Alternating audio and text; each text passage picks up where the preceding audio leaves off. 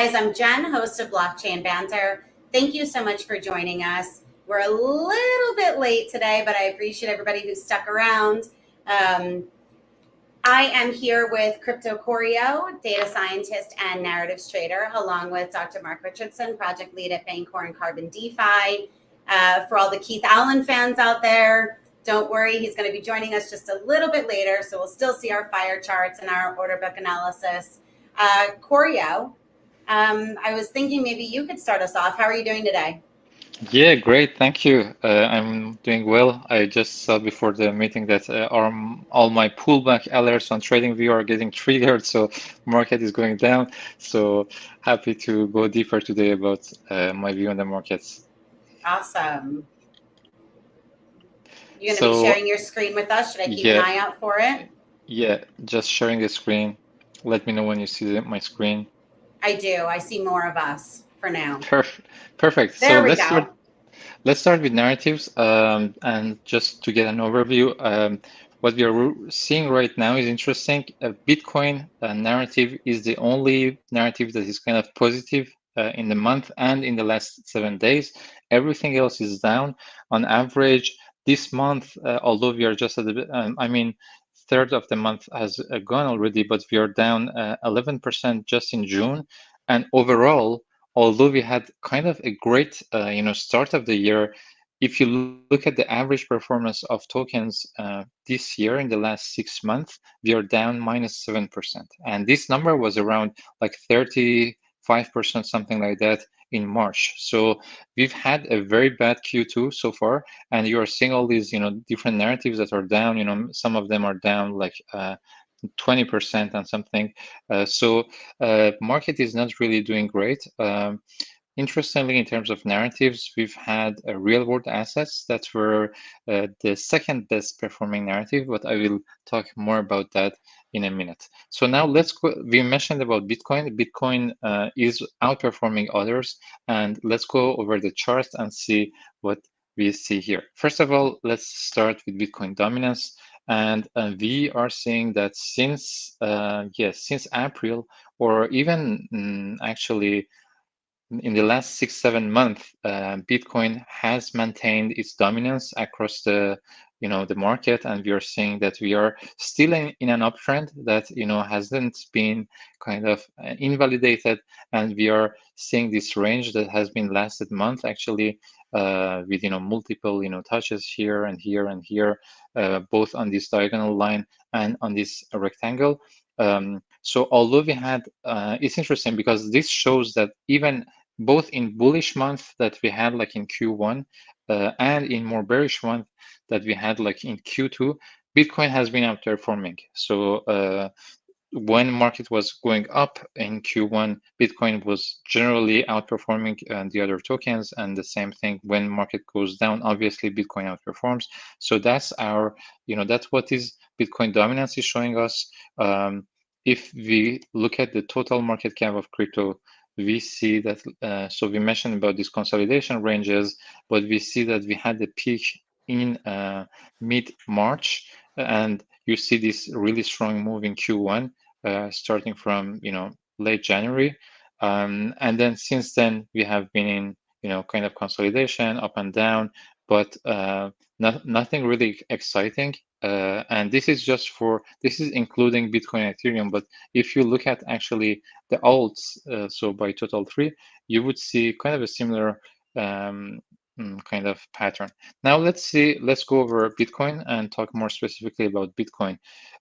So let me first, I've drawn some charts here. We mentioned all these Fibonacci's last week, if I remember correctly. And I mentioned that so far, since the end of the bear market in November 2022, Bitcoin has not retraced more than the 382 Fib level, as we can see here, from down to top.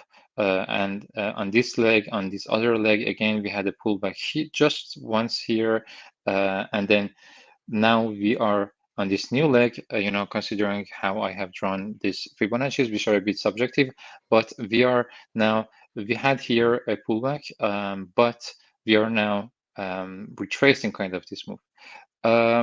We also had mentioned that usually during summer time, we expect a more bearish price action, as historically seen in crypto, and this is what we are observing right now. So let me talk about a few scenarios.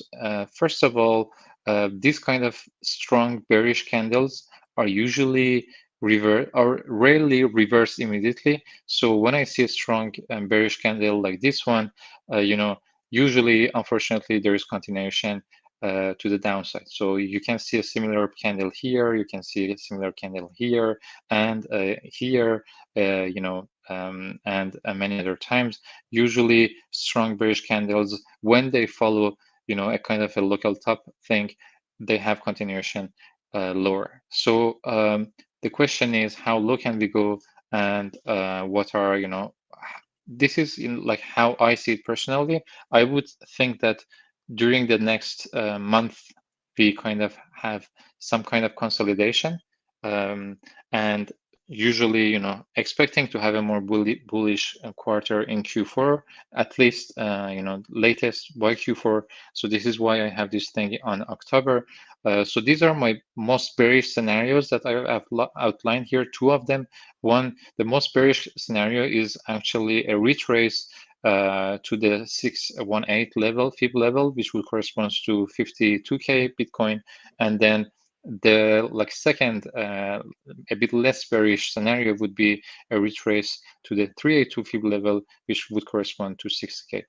I would argue that my opinion is that this is very unlikely that we get a retrace here, given current sentiment of the market and generally catalysts and all the bullish things that we have always discussed recently, from adoption from institutions and all these things. So I would personally, I'm excluding from my investments at least this red scenario, although it's a possibility, right? But and it's something that, as I mentioned, we haven't seen retraces to the 618 level any since 2022, right? So we were here, as you can see here, far from this level again and again, and I don't see the reason why this would happen at this point, post halving. So I'm excluding this scenario, although it remains a possibility. But I would bet I would have a more confidence on some price coming down to this level in the worst case scenario. I'm talking about my worst case scenarios, by the way. These are not, I'm not saying these things will happen, but I would say, in my opinion, these are the worst case things that could happen, and I'm ready for this scenario to happen. And so yeah, this is how I see the market. Generally, also, as I mentioned, I'm not expecting any kind of neither too bullish nor too bearish price action in the next month, which would be aligned with everything we have seen on different narratives. Now, let me go just back to this chart here. And this is actually showing us kind of this similar pattern where we see a kind of very bullish price action in Q1 and in Q4. That's what we've seen. We had a very bullish Q1, and you see that June, July, August, September are generally the most bearish month, maybe excluding July. So I'm prepared for this to happen. Now, we mentioned about real world assets. Let me just conclude with real world assets, and then I'm happy to hear Mark's view on the market.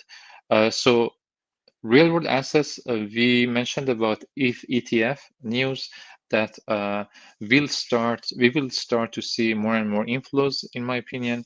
And because of that, the next most obvious move would be, okay, now that this thing is approved, what is the best, what could be the next most obvious move?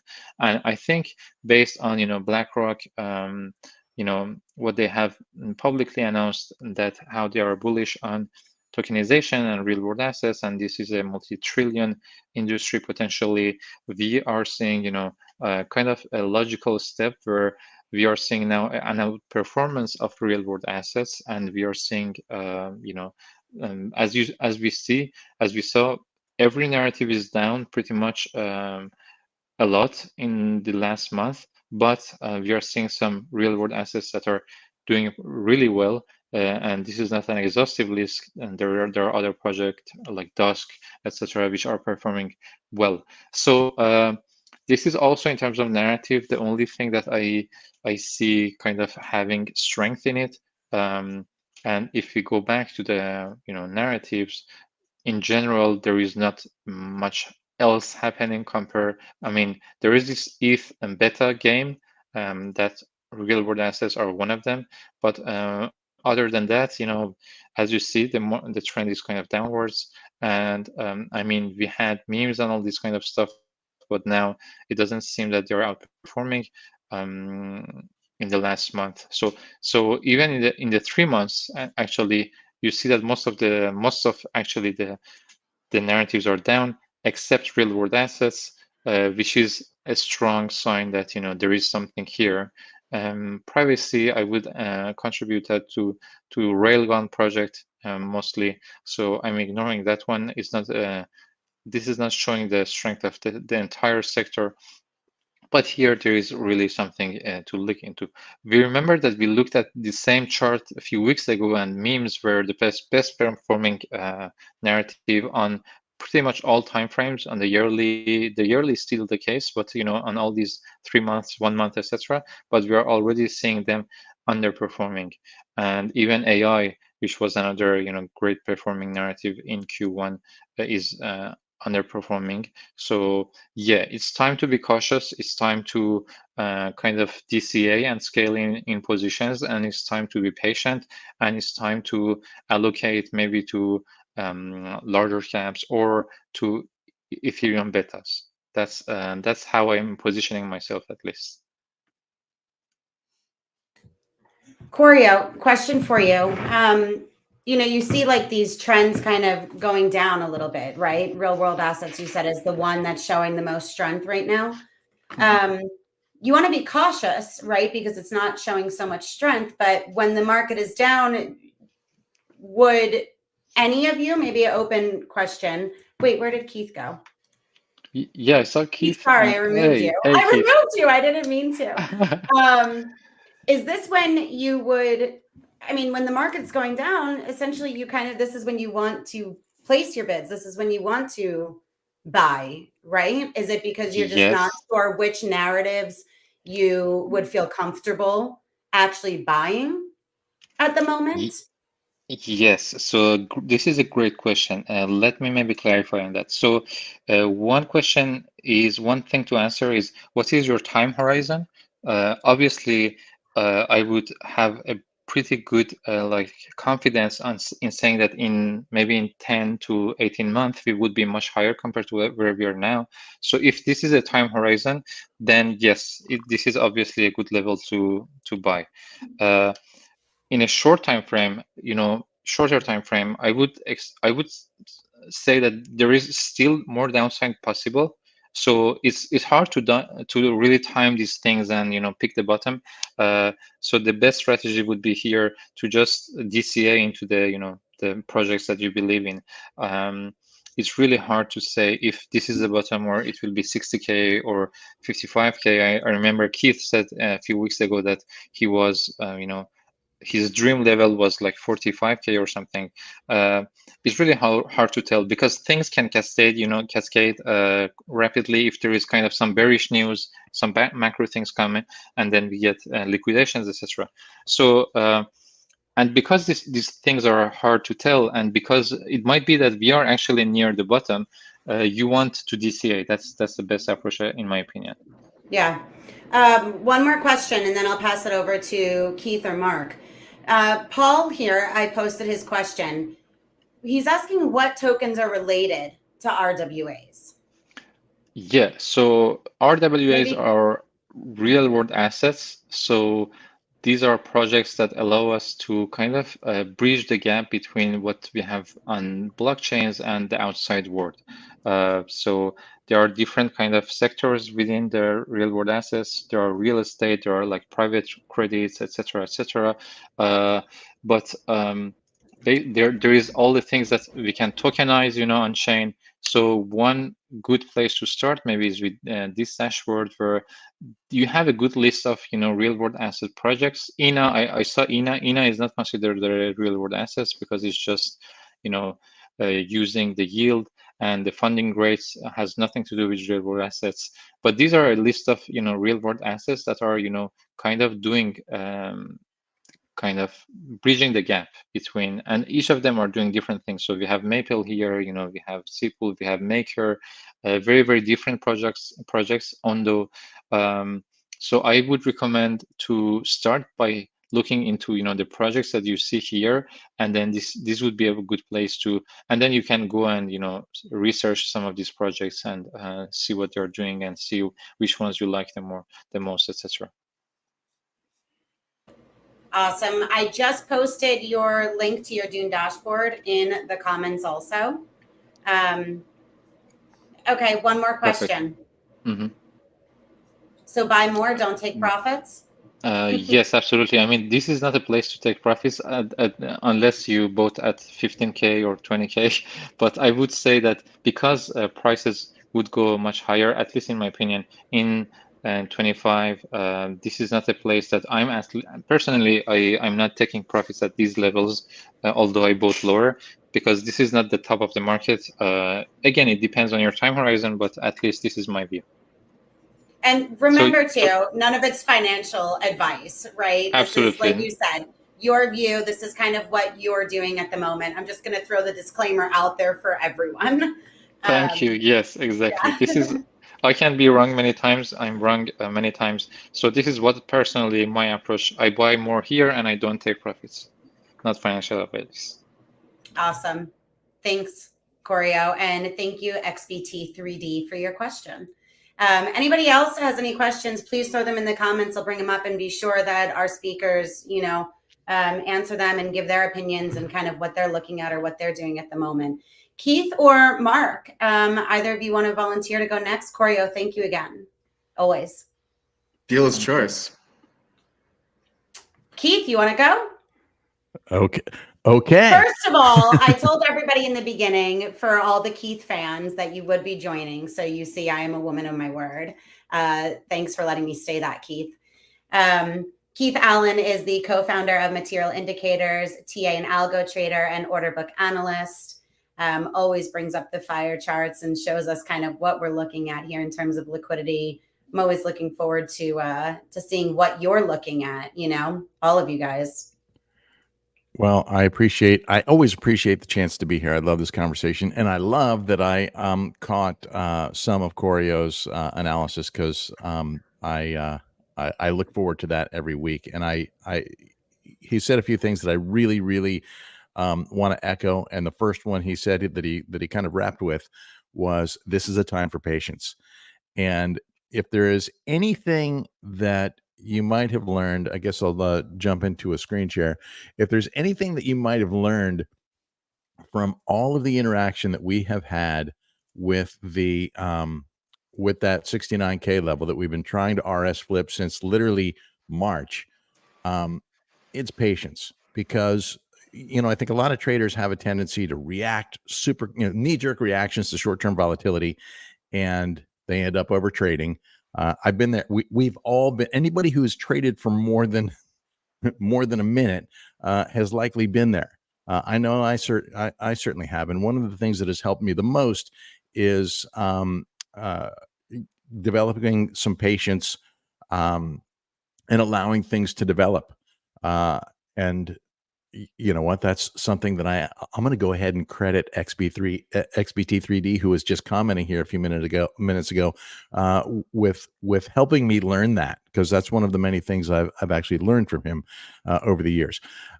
So look at the amount of times I'm on the daily chart here, and you can see that we have engaged with this level so many times since March, right, was the first touch here. And obviously we made a new all-time high, but this level has just been really, really tough to beat. And there have been many, many fake outs. Each time we've talked about the wicks below as signs of weakness, and it has played out once again. And we saw this developing here on Friday. Last week we had I think what is really kind of a classic move of what I like to call the predatory killer whale games. We often see this kind of behavior around FOMC meetings and Chair Powell speeches and economic data. And this is another week where we have all of those things culminating at the same time. Tomorrow at 2:30, Fed Chair Powell speaks. Nobody expecting a rate hike or a cut at this time, but it's all about the tone. It's all about the interview afterwards and reading between the lines of what he says. And so that's obviously weighing heavy on the market. And I think it is a time for patience to wait and see how that develops. It's also something, in terms of these classic moves, like we saw last week, we saw a pump into what was initially good economic, or at least Fed watcher positive economic news. A bunch of the liquidity was cleared out and they flushed it down. And, that was a classic trap. And today we're seeing, well, it's kind of going in the opposite direction, but is the net effect going to be the same? It's too early to tell, obviously, but in this move downward, they have cleared out a significant amount of liquidity, and that is easy to push back up if they decide to do so. So now that the late longs have been liquidated, do they go after the shorts? Or are these short sellers that are piled up here? This, by the way, not a liquidation map. This is a heat map of limit orders, but there's obviously a lot of leverage shorts up in this level. Are these guys the ones pushing price down, trying to close those shorts? And are they getting greedy?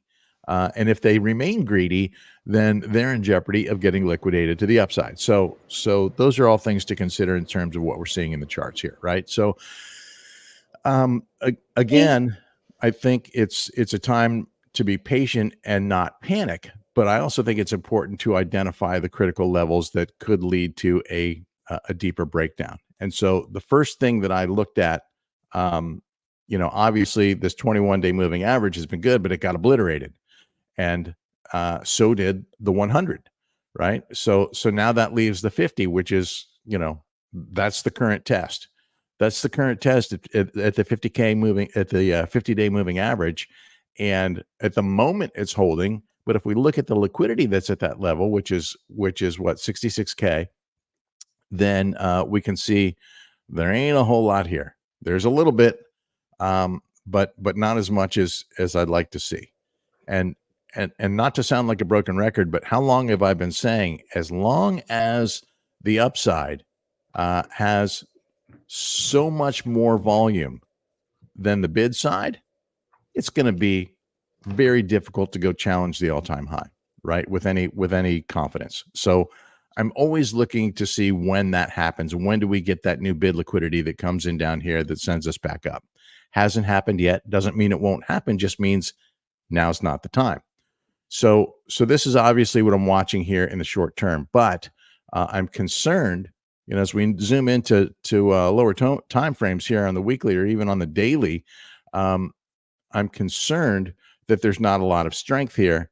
And these little moves right here, these little bounces, these are little traps, right? And if price gets suppressed, then we could go back down. Now, the fact that it's at a technical level, that's good. And the fact that we're seeing at least a little bit of buying start here is good. But is it sustainable? And that's what we have to wait, what we have to wait for and see. Now, if this breaks down, if we lose this level, what am I looking at from here? And this is probably where Koryo and I may differ a little bit. I think a lot of our targets are the same. However, my confidence level in this 58 to 60K range, just based on the liquidity, is not there just yet. So a couple of ranges to look at. Obviously, we had a lot of consolidation at the 58 to 60K range dating back to the 2021 all-time high, right? We consolidated up here. This was actually the beginning of the distribution. We dumped, had a distribution rally, all-time high, and then the rest is history. So there's obviously some valuable history at that level. And then, of course, we have our current lower low is at 56.5. If we look at the weekly chart now, the moving averages change on us a little bit, and the 21 is one that I'm very fond of, as you know. And so that would be the first line of defense. If we lose this 100-day moving average at 66, the first line of defense in terms of technical support would be at the 21-week moving average. That is currently right at just sub 62K. And then, of course, we have this 58 to 60K range. Again, there's not tons of liquidity here at the moment, but nothing changes sentiment like price movement. So as price moves down, we may see that move into place. So I'm looking to see if bid liquidity moves into this level at 62K, or if it moves into 58 to 60, or if it moves, above 55 to defend this level. I think that if things do break down through here, we will see some bid liquidity move in to try and defend this level. Doesn't mean it will hold, but maybe it does. So if we make a lower low, to me, that still hasn't broken the macro structure, but it does, to me, open the door to a bigger move to these prior consolidation ranges, 50 to 52K. We didn't spend very much time there. We spent some. It's noteworthy. I think 50K is more psychological than it is technical. And of course, this range down here, 40 to 45K, where we spent so much time. But look what happens here. Now, keep in mind that these moving averages, they move up and down, over time, depending on what price action is doing. And this is really the 50-month moving average is sliding right into this range here around that 45K level. And what's below that? Well, this is what I'm calling really our macro trend line, at least from for this cycle. We started back here at the beginning of the year, kind of climbing out of this. And so if we were to lose the 21-week moving average, that to me doesn't kill things, but it does show us it's really what I would consider the first indication that the macro is weakening. I look for 3 confirmations. That would be the first. The second to me would be the 50-week moving average. And then the third would be this trend line right here. So imagine that we grind down. And again, the trend line is moving up over time, right? So far we've seen a 23% correction since the all-time high. And very common to see corrections like that over, after halvings and in bull markets, right? We've been through this. We went through this a bunch over the halving period. So not going to spend a bunch of time on that, but it's easy to see that we've had periods of consolidation, periods of correction after halvings, well into bull runs. And there's no reason to expect that that's not going to happen this time around. It's happening. So go ahead and do what you need to do to come to terms with that. But there have been a series of 20, 30, 40% corrections or more.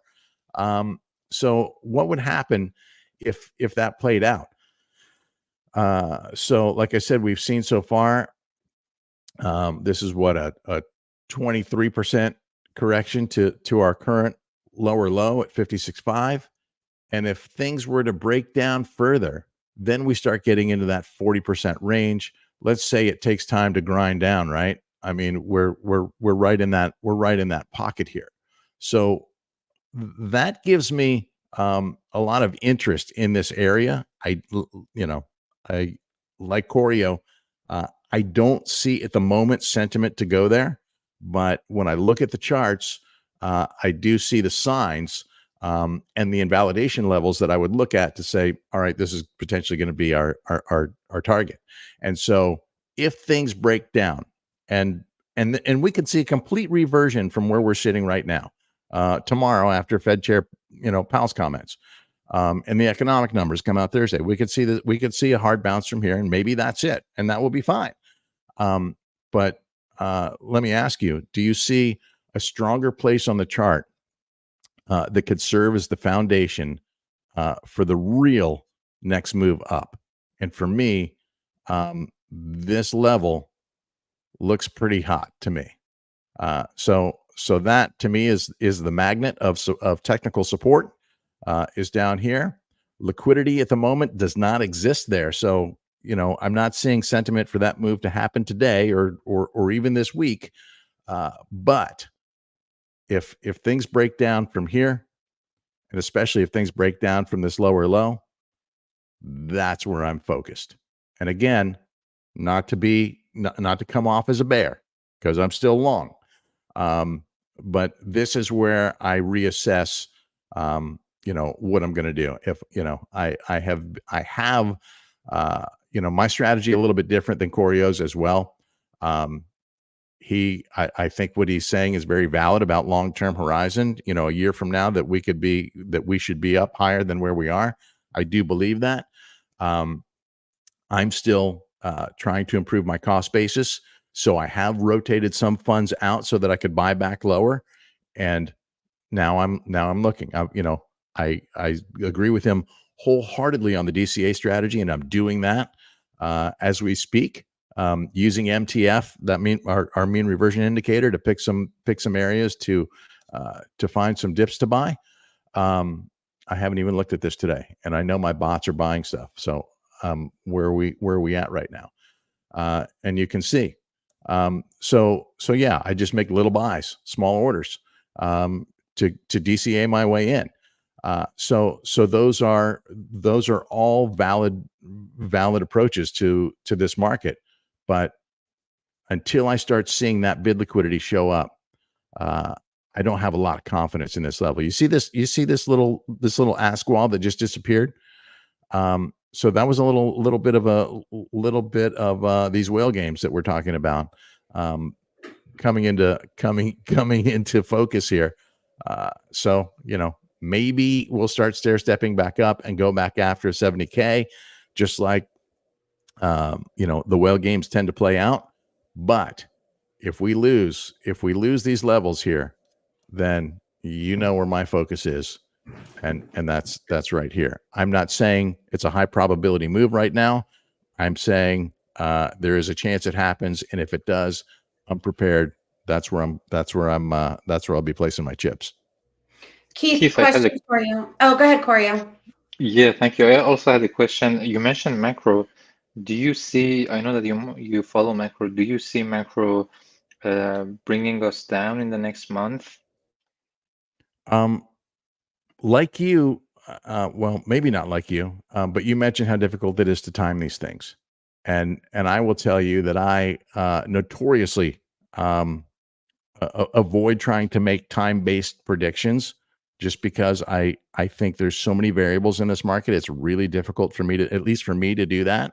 I don't know a lot of people that are great at doing it with consistent accuracy. Maybe you are, but for me, I've spent so much time so much more time as a trader than as a long-term investor through my years in crypto, that it's hard for me to look at a chart and go, all right, in a month we could be there, with the exception of saying, if we're on a trend, if we're on a bigger trend, and let me see if I can find this really quick. If we're on a bigger trend, then I can say, for example, let me find that. I got to find what I'm looking for. Then I can follow that trend line and say, hey, maybe at this point we'll be at a minimum, or a maximum will be at this range. Am I even on the right chart for this? Well, here's what I can say, because I don't want to kill a bunch of time looking for old geometry. What I can say is, over time, so let's say by October, if we're holding the trend, I don't expect to be lower than 50K, based on this trend line. In terms of upside potential, until we RS flip 69K, I don't see how we go after the all-time high once we do break the all-time high. And unfortunately, I can't find that geometry that I'm looking for. We do have a macro trend line, like a lifetime trend line, a channel up here that Bitcoin's trying to get back into right now. Up here, probably around 80K is the bottom of that lifetime channel. I think that serves as kind of the glass ceiling until we break back into it. So I agree with you that it's not likely that we break all the way down. And I don't think it's likely that we break through this trend line. But I have to be prepared for that to happen. It's the only way I know how to manage my risk is by identifying all the potential scenarios I can possibly identify and the conditions that it would take to get from one level to the next. And so that's my approach to the market. I do try and keep some dry powder so that I can take advantage of those opportunities. And that's basically where I am right now. I'm probably 75% deployed in terms of my Bitcoin position at this point because I did sell some, and we'll see if I just hold what I have. If I feel like a bigger breakdown is coming, I might sell a small chunk in profit so that I can reinvest it and buy back in at a lower price. Thank you so much, Keith. I'm going to come back to my question for you, if you don't mind. I want to pass it over to Mark, make sure he's got enough time to go through what he's prepared for us. Mark, speaking of, did you have something special prepared for us? I don't know if you have something on the agenda or... I do. Yeah, I've got some perspectives that I think are pretty that complement both of our other guests. In particular, it's remarkable how well Keith and I agree on where the target prices are. As usual, our reasoning is slightly different, and I guess I'm probably a little bit more bearish leaning. And I'll explain my reasoning. So there's just a couple of things that I want to point out. And it's comparing, what we saw last cycle, things that Bitcoin has historically done, and what I think reliable, oscillation indicators are trying to tell us. So the first observation is, if we have a look at the COVID 2020 sort of market bottom, remember this extreme pullback that we had. And we just measure like how long it took to get to sort of the top of this rally. It's somewhere around, like 400 days, something like that, 420 days, somewhere in that vicinity. And then, it went down, went back up, and then we came all the way back down. If we then take a look at the bottom here, which occurred in sort of November of 2022, and we measure to about where we are now, you'll see that it's also about, just recently, it's actually slightly longer, right? We've actually been rallying for a longer period of time than what it took to get from the bottom of COVID to essentially the top, right? I know we came back down and made sort of a new all-time high, and that's fine. But it's just interesting to point out that a similar length of time has already passed. And there are, I'm not saying that Bitcoin's on a schedule or anything, but just that if you are of the view that these sort of financial cycles are relatively predictable, then, this rally is already getting pretty long in the tooth. The other thing to note, and I'm very glad that Keith and I both tend to go on weekly charts, I've noticed, and we're the only people I think that present frequently that do this. I feel like everyone's always focused on the daily charts. But there's an indicator that has an almost 100% success rate, and that's the moving average convergence divergence chart, where the fast moving average, when it dips below the slow moving average, when it's like all the way up here, this generally marks an extreme capitulation. And I can show you what I mean. So for example, some people call this a death cross, and there are times where it's like more dangerous and there are times where you don't really care about it, and we'll discuss that as well. But the last time, not the last time, but one of the most significant times it happened, especially at this level, was during near the top of the last cycle, and this actually brought a 55% drawdown. It happened again over here near the actual top, and this brought with it a 76% drawdown. It also happened, back here during the blow-off top in 2018, where it brought an 83% drawdown. It also happened, back here after this recovery into the pandemic capitulation, where it had a 68% drawdown, and it's happened just recently in the last few weeks. And so, if any of these sort of indicators are, I've taken sort of a statistical average of these sorts of things, and I'm expecting somewhere in the vicinity of a 45 to 50% drawdown. Which would probably take us sort of into this 30K range, I think, at the very, very, at the most extreme level. Now, I think that the markets have matured maybe a little bit, or I think that we would all like to believe that they have.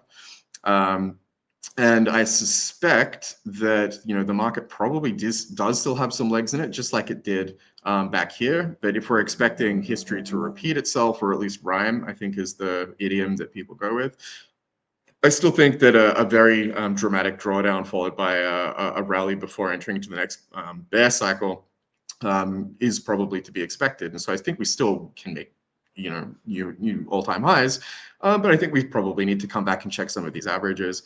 And if you have a look at the averages that we checked in the last cycle, it's the 100 EMA and SMA weekly. And different traders have slightly different time frames. I don't care too much about the exact numbers. I find the rough numbers to be good enough.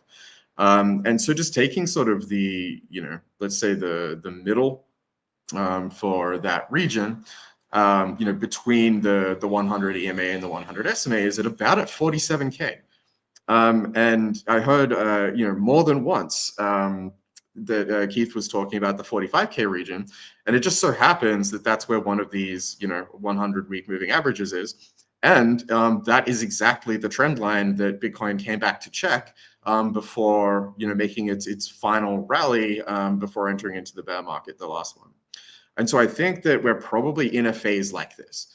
I think that there is going to be a very dramatic drawdown. There's going to be a huge amount of very angry and disappointed people that have bought at these levels, and that's fine. Like I think usually I say don't buy things. This is going to be a good time to buy things.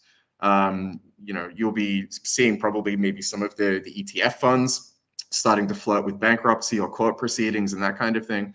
And this is all a very good time to go shopping. Also notice that there is a lot of confluence around this region, right? Especially this part here, and I saw it on Keith's chart as well. This like bar region here between sort of December of 2023 up until we broke out of it in sort of February of 2024, I do think that we're going to return sort of into this level with some amount of certainty. Like I have a lot of conviction in this. And so this is really like what I'm looking at now. When we went into this level, on the way up, I absolutely didn't want to buy. And I've been pretty clear, I think, on my bias during this. I've been pretty consistent on my bias during this market cycle. But if we come back into this level, I am buying. I would be very happy for all of these people that bought above me to be underwater. Like it makes more sense to me, on a risk-adjusted term, to have shaken some of these people out, or to have to have people that are still holding, that after we collect back here and then rally again, that there will be people that are now behind me in the queue of profitability. And so this is, I think, a really attractive entry point. Now, to Keith's point, that Bitcoin does do these things sometimes. These really frightening moves. From here to here is still only 35%. And like I said, these weekly death crosses, they go down as much as like 66%. And that would take us like way down here. This would take us all the way back to sort of the 21K level, which is not out of the realm of possibility. And again, this has a near 100%, fulfillment rate. Now, I want to offer the alternative, or at least some self-criticism here. I say near 100%, but it's not exactly 100%. So let's have a look at when this has worked out and when it hasn't. And so first, just have a look at the profile, right? We did have a very steep cross underneath, and usually you don't care, especially if the market's looking strong. Like if you're testing support or something, you don't necessarily care about it too much, but you kind of want it to get above it quickly. And you certainly don't want it to get steeper, and it's actually getting steeper now just the last week. So a good example is here where it crossed under and then recovered, but then eventually it did get steep again, and that was that that was that capitulation that I, one of the few times I have been, right in the years that we've been doing this call, and the last year that we've been doing this call, this was actually one of the ones that I called, the day before it sort of started happening. And again, it was like looking at the steepening of this moving indicator that sort of gave me that conviction. So, what I'm saying is that, it's not enough that these things cross, like that's not a good way to trade. But when they cross and sort of fail to recover and then start to steepen, like it's not a good sign. You have to go pretty far back to find another example where this has actually been invalidated. So for example, you have to go all the way back to the beginnings of Bitcoin to find one of these MACD crosses in the weekly to start looking for other counter examples. But that, just because we think that it's a long time ago doesn't necessarily invalidate that data. So let's give it some time to consider it. So for example, right in the beginning of the lifetime of Bitcoin, there was a death cross, and this is a fairly, was a fairly threatening death cross, but you can see the price went completely flat. And then it started to pick up again. So this was not really relevant. Here, though, you can see that it did, drop below. And at the time that it dropped, it didn't really have that far to go down anymore.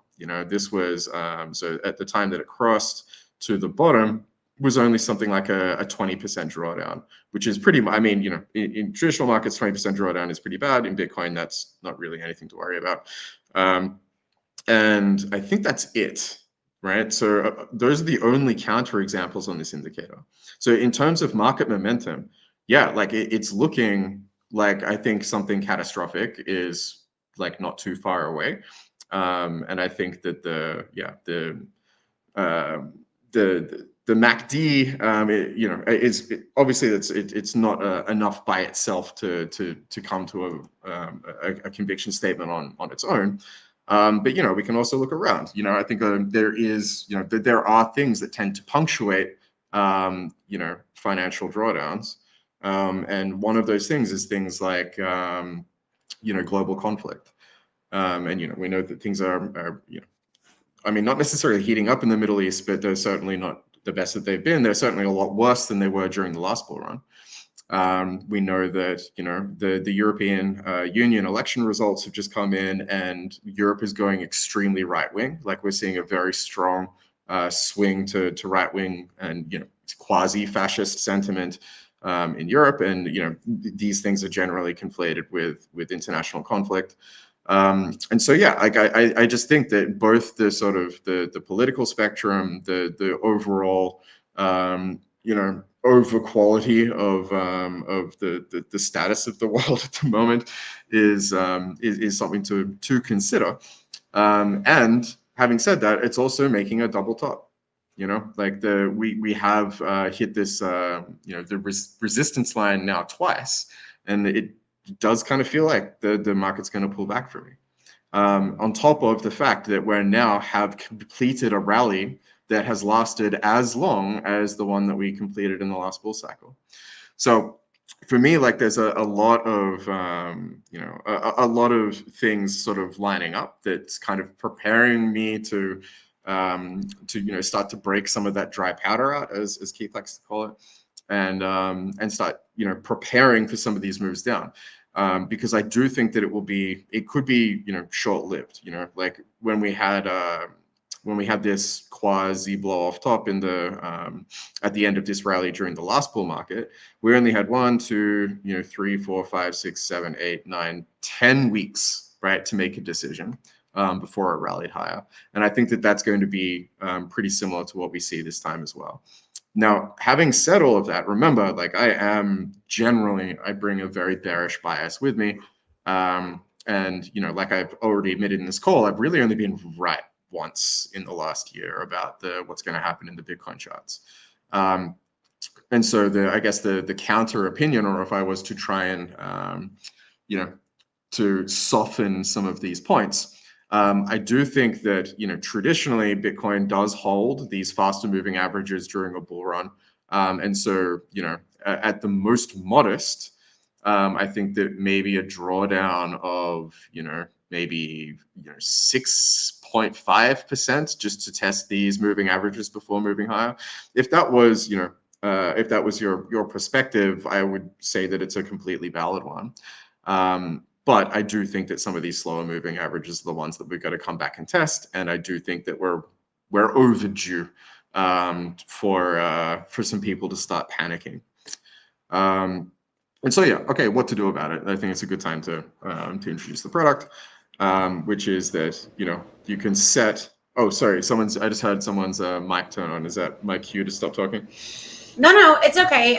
We're a little bit over the hour, but if you like, I'd like for you to be able to continue for a few minutes. Keith, are you able to stick around as well? Yeah. Okay, cool. I had a couple questions for you also. Go ahead, Mark. Sure. So I guess, what I'm trying to say is that I think a 6% drawdown from where we are is to be expected. And then there are various levels of pessimism towards the downside. But I really like this level between about 44.5 and 41K. And so how that would look is to basically create, you begin your range order by defining these levels. And rather than having to set these limit orders separately, yes. Really fast, you said introduce the product, but you didn't say what product. So for everybody who can't see the little toolbar, like the site up there or the link, whatever it is, you're on app.carbondefi.xyz is what you're at. This is a product of Bancor, just for anybody who might be new to the call, who isn't aware. So Mark is now on the simulator where it uses the historic data, and you're able to combine any two standard ERC20 tokens, right? You're choosing your ranges is what you're showing us, and you're creating this trading strategy based off of what you were just showing us on the charts, right? Correct. Yeah, Cool. and I'm ignoring the sell target for now. But in terms of looking to benefit from a very steep market capitulation like the one I have just speculated we may be heading into, coming to a price target that you would be happy to buy into, right? That some distance down from where we currently are, what is the sufficient discount that would make it attractive to you to buy? And for me, and having listened to Keith, who's like galvanized my conviction that this like 45K region is on the more likely is one of the more likely targets to hit. This is probably where I would set my range, right? And so rather than choosing a specific price point to buy all of my Bitcoin, what I would prefer to do is to set a high level and a low level and buy all the way between them, meaning that if the price keeps going down, I get to keep buying Bitcoin at lower and lower prices. And I would probably have put about 50% of my trade position into this. Let's say $100 just to choose a number, and then after that, because I think that I am preparing for like a 50 or 65% drawdown, like Bitcoin is known to do in exactly these kinds of situations, and in fact did at exactly this level during the last bull cycle. I would actually like to keep buying all the way down to 30K. And so I after setting up this specific buy order, I would set up another one. Yeah, exactly. Well, getting optimistic, optimistic. And if it only has to happen once, it only has to happen that day, and we can rebound from there quickly. Be reminded that this is exactly what the coronavirus capitulation looked like. You didn't really have very long to benefit from Bitcoin at these prices before the market took off without you. Can you really compare something that you're looking at or hoping for, optimistic about, to the COVID crash, though? I mean, how often does something like that really play out? That's what you would consider a black swan, right? Well, maybe. So can you look at it and say this happened then? I wouldn't be surprised if it happened again without some sort of an event like that? Or, I don't know. Say that, you guys tell me. But that's not even the most dramatic drawdown that Bitcoin's had. And in most of these other more dramatic drawdowns, there was nothing happening. Okay, fair. Right? I think there are plenty of potential black swans circling the pond at any given moment. Exactly. But I also think that the COVID situation was a bit of an anomaly on how it potentially played out, because there was the uncertainty that came with that was not really specific to the market conditions. It Right. was there was so much FUD and just nobody knew what was going to happen with our world, with our lives. There was real panic.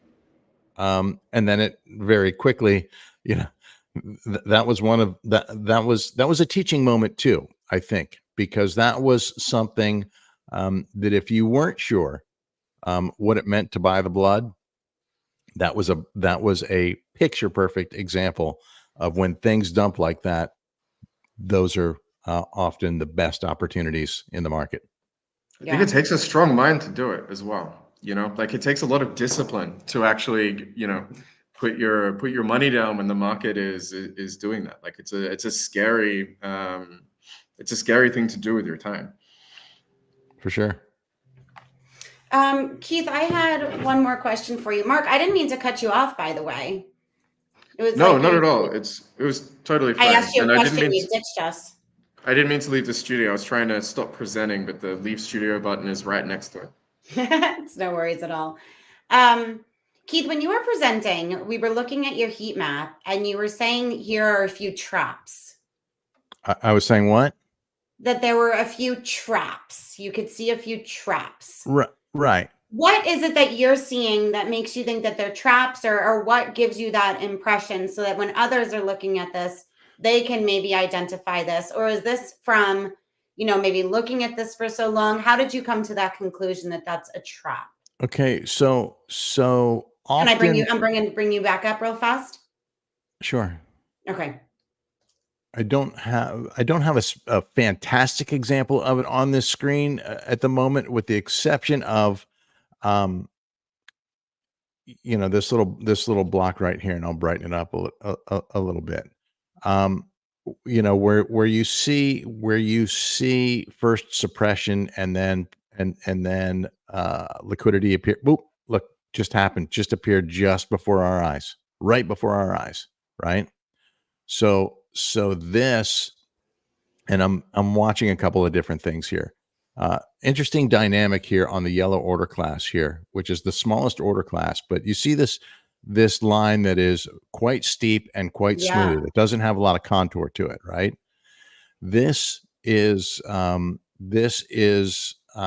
I would call an artifact or a fingerprint of what TWAPing looks like. For those who don't know what that is, it's time weighted average price. It just means that somebody is buying incrementally. Boom, boom, boom, boom, boom. These are small orders, $100 to $1,000 each, and they're doing it in rapid succession while price is at this level. Now, why couldn't mega whales make big orders during that time? Because there's no liquidity above there, right? They're just going to slip right through. So the volume here. Let's see what that volume was, by the way. The volume here over that period of time. Let's see. I'm looking at the $100 to $1,000 order class, right? And we can see when they were bottomed around here, it was about. So it's not a ton of volume there at that point. I thought it was a little bit more, to be honest with you, but it's not a ton of volume. But they're buying incrementally so that they can start accumulating in that range without necessarily showing their hand. And if it's hundreds of thousands of dollars or millions of dollars in a short period of time, and there's no contour to it, chances are it's not retail, right? Retail lives in this class, but big whales, whales can disguise themselves in any other order class. So back to what looks like traps here. Okay, so you see this block of, what was it? It was about 6.8 million in ask liquidity that appeared right here. Right. And it disappeared. Mm-hmm. and it disappeared, making people think the price is going to go up, right? And then it just reappeared. Okay. So that's those are what I call traps. And so I still have concern that we don't have a lot of bid liquidity here. The fact that it's strengthening a little bit is good to see. We need to see that. And maybe this level will ultimately hold at least through tomorrow's announcements from the Fed. But if this breaks down, and I wish Koryo was still on the call, because I'd really like to know, he had confidence that price was not likely to go lower than 60K. And we've got a lot of technical reasons why we should stay above this lower low. Definitely a lot of technical reasons why we should stay there, but we don't have a lot of liquidity that gives me confidence in those levels at this moment. So liquidity, the order book is a living, breathing, organic beast. We could see that large block of liquidity come in, boom, right here at any moment, or even if it came down here, and that could change the dynamic instantly. You see right now, right? Let's just look at this range right here, 65K developing a little bit, and now has a little bit more liquidity, more akin to what we have here at 70K, right? You just want to see you want to see the strength. If you're a bull, you want to see the strength on the bid side. And this game is played every single day, right? We ping pong from which side has the strength and which side has the most liquidity. You can see a lot was taken out here. And so now that this is thinner, are we going to be able to climb back up? I mean, think of how many people are going to get punished. First of all, the late longs that just got liquidated on the way past 68 down to 66, and now if it goes back to 69 or 70, those people are going to be crying in their beers tomorrow. And that's why I say this is a good time to practice patience, because it takes time for these moves to develop, and we like the Fed says, we've got to collect more data to make a decision. We need a little bit more data, and the data that everybody is waiting for comes in the next 24 to 48 hours. So why are you going to make a panic move before you have the information? If you make that panic move now, you're making it purely on speculation. Awesome. Thank you so much, Keith. I put the material indicators site down at the bottom. Somebody was asking if you would mind running through a token of theirs. I don't know if we're at all comfortable doing that. Maybe we can in the future. I did look, however, on TradingView, and maybe, Keith, before we end, what I'd like for you to do, for anybody who's just tuning in for the first time, we're obviously looking at material indicators. I said you are the co-founder, a co-founder of Material Indicators. We're looking at the fire charts and the trading signals, right? But how can somebody take advantage of what it is that you're offering here? What do they need to do in order to be able to look up their own, tokens and assets and things that they're interested in? Okay, great question, and I appreciate that. So we have a series of products, a suite of products, if you will. Fire charts and all the data that's in fire charts. We have lots over here on the global analysis side as well, and futures funding. All of this data lives in fire charts, and all of this is relative to all BTC and USDT pairs on Binance. So we can look up any coin pair on Binance that trades BTC or USDT. In terms of the indicators, like the MTF mean reversion indicator that I showed, and trend precognition, these are on TradingView, and they work on any asset you can load on TradingView. So to access these, all you have to do is go to materialindicators.com and subscribe. And I know I have a promo code for you guys. That you do. If you want to share code for all of the Carbon community and Bancor community and our blockchain banter fans, we do have a promo code available for you guys. And if I jump out of this screen share, I can go look it up if you don't have it handy. That would be awesome. I don't have it handy because I didn't know if it was like for the one call that we, initially offered it on. I'm not a one-hit wonder. I offer these things. It's I keep this active for our community here. And so That's awesome. let me go Thank you, grab Keith. that really quick and see if I can find it. I think we have it probably has something cool like Bancor letters in it or something. I think it's carbon. It's carb something or car something. While you do that, I have a question for Mark. Mark, when we were looking at that sort of laddering, like the yellow, the retail class that Keith was talking about, he was saying that this is something that, it's like they had broken this up into a bunch of bids, right?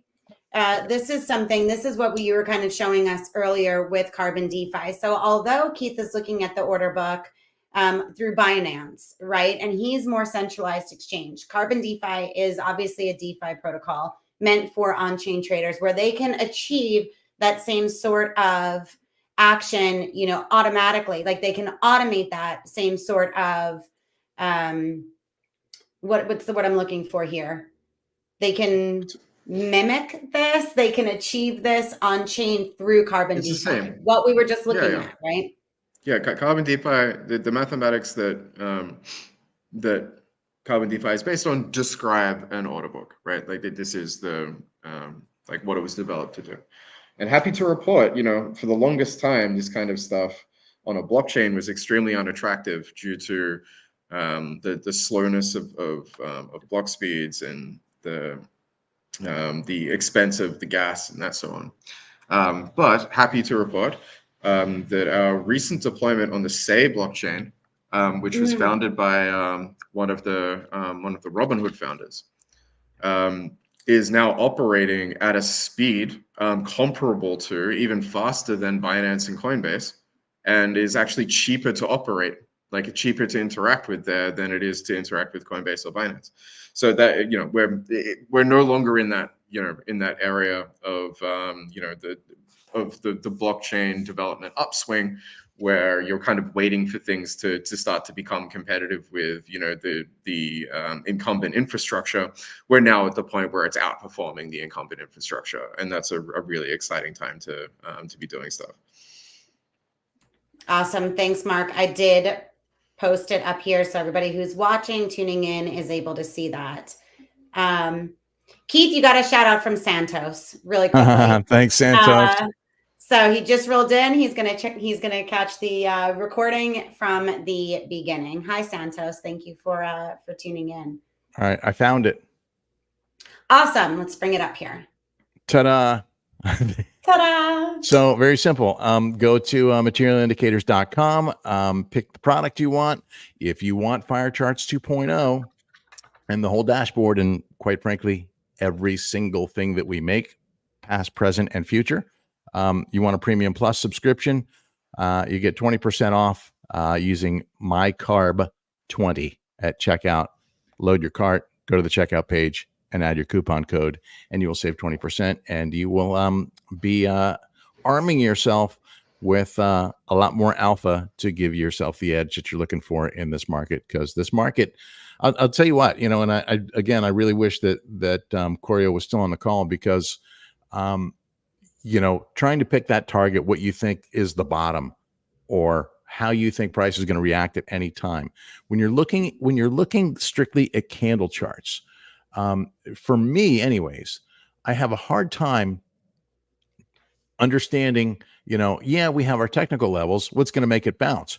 But when I can look at liquidity in the order book and go, oh, hey, we have support here and we have buying, or we don't have support and we don't have buying, that gives me some clarity and confidence that I just didn't have without this tool. I never, ever want to trade it again. If the company blows up and it goes away, I want this product. I don't ever want to trade without it. I mean, it literally has changed the game for me. And yes, I study it more than most people, but I've learned a lot by doing that. And so that's how I'm able to make the calls that I make, because I'm very in tune Bitcoin's personality here. And I would say that every coin, every asset trades a bit differently, right? Yes, we know we're all kind of relatively in this market that trades somewhat together, but each coin has its own personality. Not all coins, especially the low market cap shit coins, can't necessarily sustain multi-million-dollar orders. And so maybe purple doesn't dominate those classes, whereas red and green might, or maybe just retail is pumping it. So if you're trading an asset that you have conviction on, I encourage you to study it and don't just go blindly on what you see. Take some time to study it and study it over time frames to see how things have changed over time and what order classes are really driving that coin. And you'll be amazed how much you can pick up on. At the moment, I like that we're seeing a little bit of bid liquidity coming in here above 65K. As we've said before, this consolidation range is still, we were super wide. We started to narrow up and it was looking good. And of course, things are opening back up here. We lost 67. So 65 is still solid for me to be in this range. But these are the areas of concern. This is where all the drama is going to happen. Okay. Well, next week we're going to have to take another look when Koryo is back and see if we go below that 60 that he wasn't feeling like we would. We'll pick up where we left off with him for sure. Listen, I hope he's right. Quite honestly, Mm-hmm. I hope that he's right. And if he's not right, I hope we at least pump one more time before we go back down, so I can close those scalps that are coming from MTF and then repurpose that money on the next move down. Because again, until I see that bid liquidity coming in strong and bright, I think we're going to range for longer.